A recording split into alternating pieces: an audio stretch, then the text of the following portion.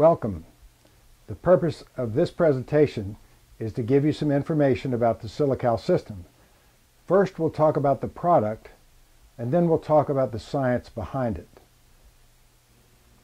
Our founders are all academic orthopedic surgeons who are essentially clinician scientists. My interest in bone health began several years ago, and gradually as I presented more and more of this information to them, they became convinced that we had something that needed to be shared with the public. In particular, if you look at these qualifications, Ken Caval is a leading hip fracture expert. He's published 2 textbooks and over 300 papers, and he served on the Surgeon General's panel for bone health. And the others are equally qualified. We developed a new bone supplement called the Silica system that has some unique properties. It's mainly for long-term maintenance of low bone density, and it can be sold over the counter or in the office or on the internet at our website. The unique features of this new bone supplement are that it has Silica 1 that supports bone mineralization with calcium, magnesium, and vitamin D. This is important for the hardness of bone. But Silica 2 supports the bone framework or architecture and the collagen formation of bone, and it includes silicon, vitamin K2, vitamin C, boron, inositol, and arginine. This is a reliable formula because it was developed by academic orthopedic surgeons with published literature supporting each ingredient.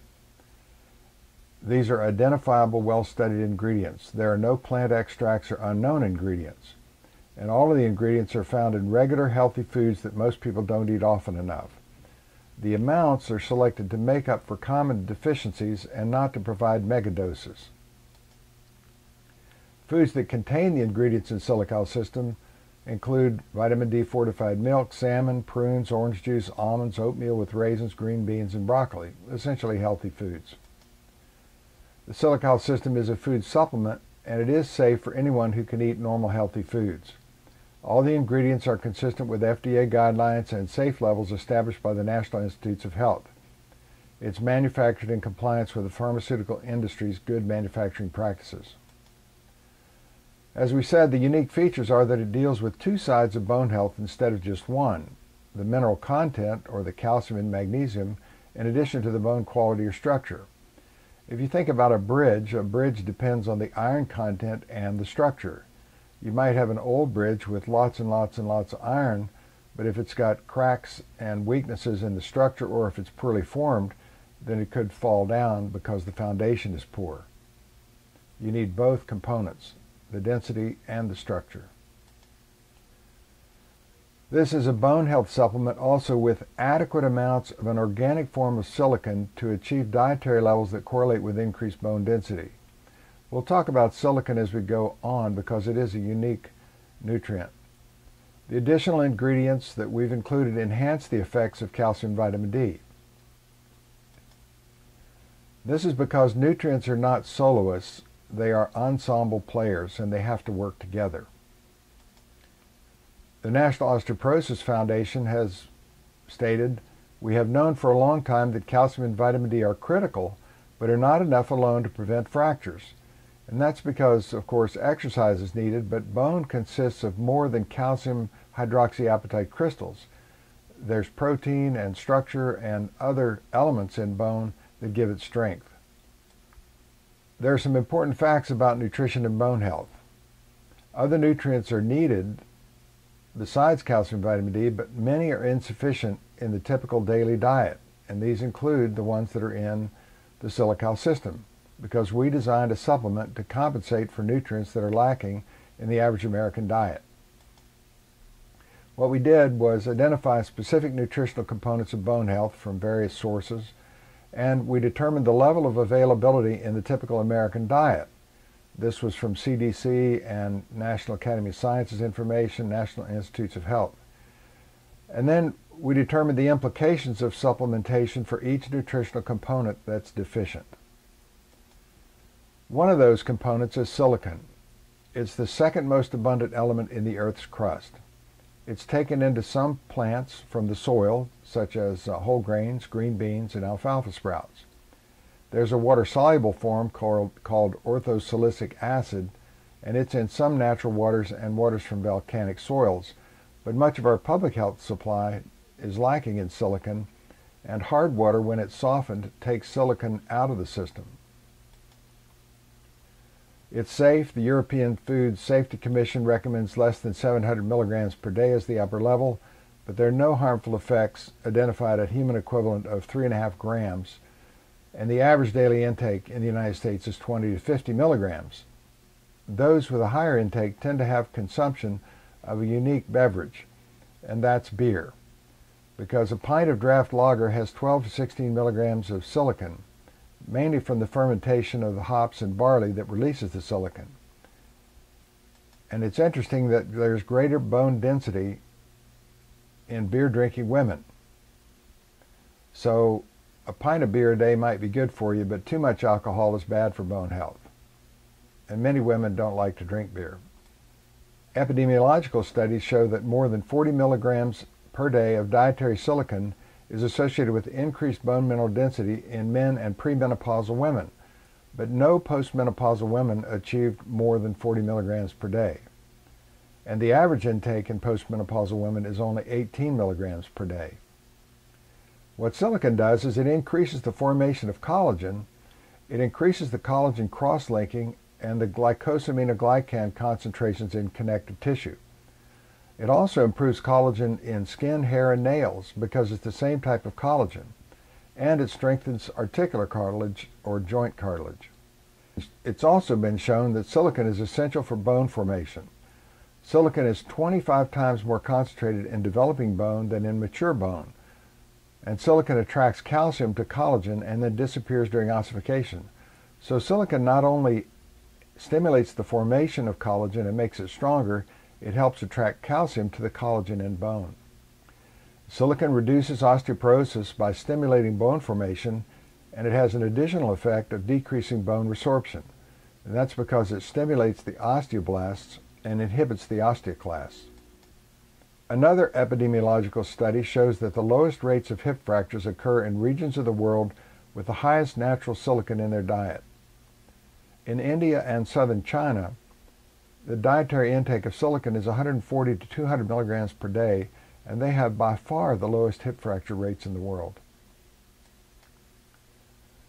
Other studies have shown that dietary silicon supplementation for postmenopausal osteoporosis improves femoral bone mineral density compared to vitamin D and calcium alone. The femoral density increase is similar to bisphosphonate therapy. A study that I found interesting occurred in racehorses, and it was a randomized controlled trial where half as many of the silicon supplemented racehorses had injuries, and there were 2/3 fewer fractures in the silicon supplemented group. In addition, the supplemented horses had faster track times and greater sustained forces from the impact on the track. Their average distance to training when the first breakdown occurred was 60 kilometers in the normal diet group and 100 kilometers in the silicon supplemented group. So the racehorses that had silicon had faster track times, fewer breakdowns of any type, and fewer fractures than the regular diet group. In order to understand how these nutrients work together, let's talk about bone formation. Vitamin C is needed for collagen formation. That's a given. If you don't have vitamin C, you get scurvy, and your ligaments fall apart and your teeth fall out. Now, silicon increases collagen formation and improves the cross-links of collagen, and it strengthens the collagen to help form mature collagen. It gets itself embedded in the immature bone. Mature collagen needs calcium and magnesium to make it hard instead of remaining flexible like collagen in nails, hair, and skin. This requires osteocalcin, and osteocalcin is a protein that binds the calcium to the collagen. Production of osteocalcin is stimulated by vitamin D. But vitamin K2 carboxylates the osteocalcin and makes those bonds stronger. So that's a very interesting vitamin that's gaining more recent attention. Well, how is the calcium then attracted to the collagen? That's where silicon comes in. Bone has electrical properties, and it's been shown that if you compress bone, there are something called strain-generated potentials in bone that originate from piezoelectric properties in the collagen matrix. So when you compress the collagen, it generates a negative electrical charge on the side where the pressure is and a positive charge on the other side, and bone builds up on the side of the negative charge. Well, interestingly enough, silicon is a semiconductor with piezo-resistive properties, and that's why silicon is used for solar panels and computer circuit boards and pressure transducers, because it gives off a negative electrical charge when pressure is applied. And exercise causes pressure in bone, and that also stimulates negative piezoelectrical charges, and those charges may be amplified by silicon in the collagen, and that's how silicon helps attract calcium to the collagen. Now, after the calcium binds to the collagen, then the silicon is not needed. In the mature bone, calcium is bound tightly to collagen and the silicon has disappeared. This may be why silicon has evaded osteoporosis researchers for so long. Vitamin K, we mentioned, is an essential nutrient, and more than 109 micrograms per day is associated with decreased risk of hip fractures in postmenopausal women. But more than half the population of the United States consumed less than the recommended daily amount of vitamin K, which is 90 micrograms, and that means the level of consumption is actually down around 70 to 80 micrograms for more than half the population. So vitamin K supplementation is a good idea for most people. Interestingly about vitamin K is that it decreases fracture rates even when bone density doesn't change. This is because it makes the bone tougher and it keeps the calcium more tightly bound. Boron is another dietary ingredient where the intake of 3 milligrams per day is associated with improved bone density, but the average intake is only 1 milligram per day. Boron stabilizes and extends the half-life of vitamin D. It also improves the renal tubular reabsorption of calcium and magnesium so that the kidneys can help retain calcium and magnesium for bone formation. Boron also enhances cartilage formation, and regions of the world with high dietary boron intake have very low frequency of arthritis. So that brings us to the Silica system. As we said, these two are the foundation for bone health.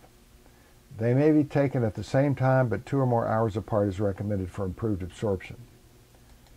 These are the ingredients and how they compare to other common bone health supplements.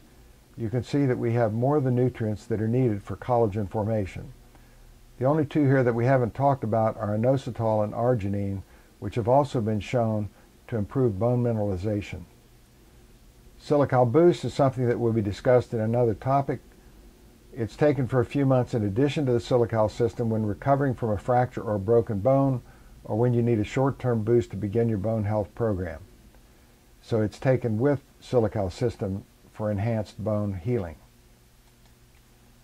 And that brings us to the end. Our Silica system then is good for bone formation, including the collagen, bone mineralization, and it may reduce the risk of osteoporosis, and it helps maintain normal bone health. Thank you.